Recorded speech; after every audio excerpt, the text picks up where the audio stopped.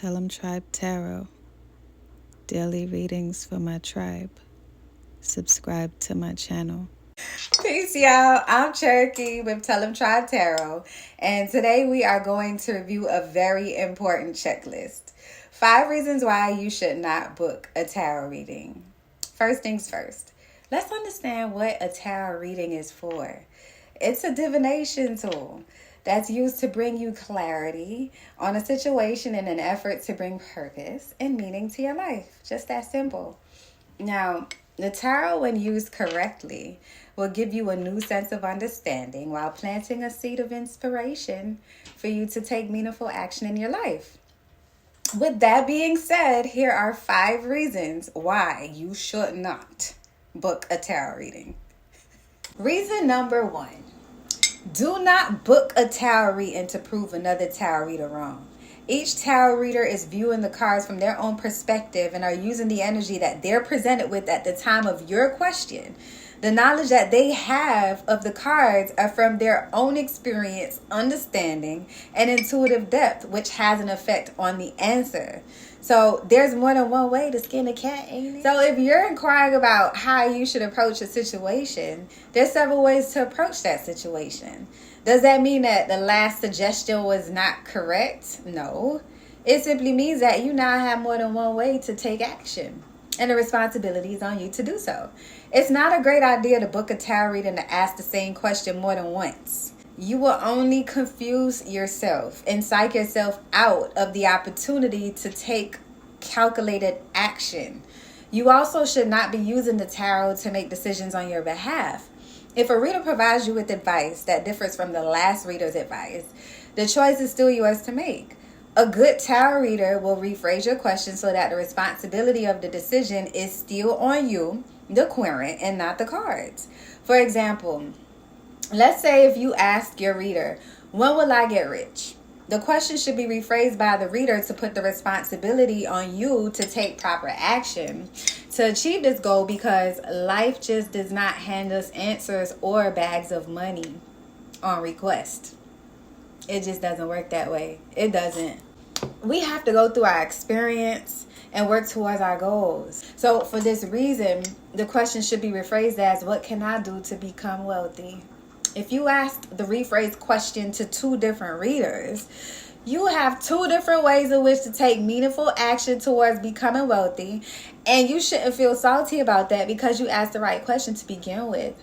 Also, this will allow you to work with the law of attraction to eventually achieve these manifestations. Now, if you're asking the right questions to begin with and taking responsibility for your own life, you will not need to jump from reader to reader for answers. Book a reader that you connect with from the jump, and check in from time to time with various questions when your own intuition feels blocked. Simple as that.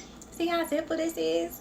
Chasing the answer that you want is just unrealistic and will only lead you down a road of binge watching tarot videos, wasting money on multiple tarot readings, resenting the beautiful art of the tarot, and at worst breaking your own heart. Which leads me to my next bullet point. Reason number 2. Do not book a tarot reading to tell your future. A tarot reading is simply a guide for the present and was never meant to use to predict the future. You can certainly inquire about the possible outcome of a situation based on the action you may take presently. However, just because you set a goal and take calculated action towards making it happen does not guarantee that the end result will work out the way in which you imagined it would. The only guarantee in this life is change, and nothing is definitive, because with every decision that we make, we're adjusting the possible outcome. A tarot reader can pick up on your energy and give you the best possible outcome of the said circumstance during the reading. However, the minute that a decision is made and the energy shifts, the outcome can be altered due to the power of our own free will.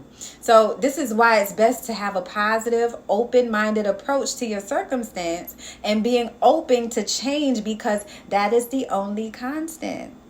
Y'all got that? I hope so. Let's move on to point number 3. Reason number 3.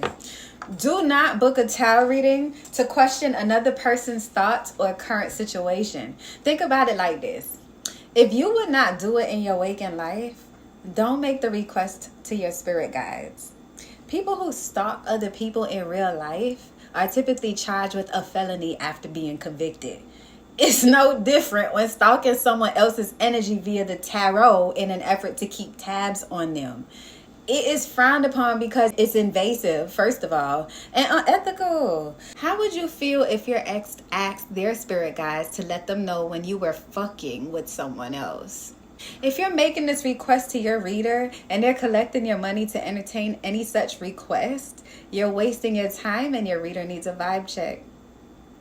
Tarot readings should only be used to open up your mind, giving you insight on your circumstance so that you can move forward with clarity to face another day.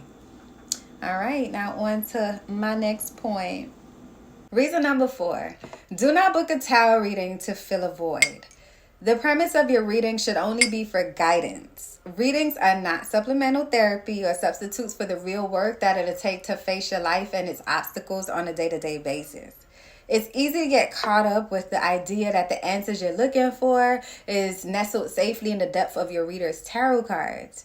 While new insights and possible outcomes can be provided, the void that you may be feeling needs to be addressed by you and only you for proper growth and understanding.